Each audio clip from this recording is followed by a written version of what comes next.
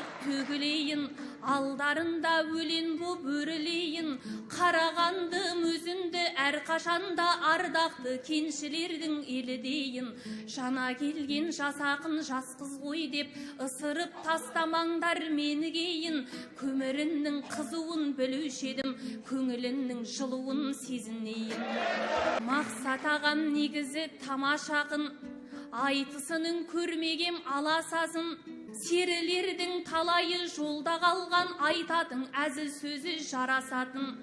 Айтыс болат дегенді естіп жатса, қыздармен жұптаңыз деп таласатын. Одан сон жас қыздармен жұпталғанда, білемін есіңнен тез адасатын.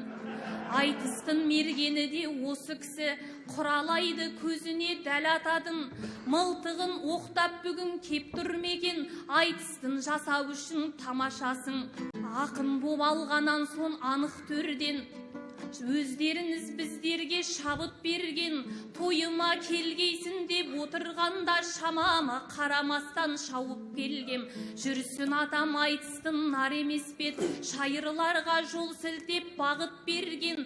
Бірақта мына ісі қызық болдау, жұлдыз айды мақсатқа тауып берген. Ел ішіне еркелеп келген қызды, мергеннің мылтығын алып келген.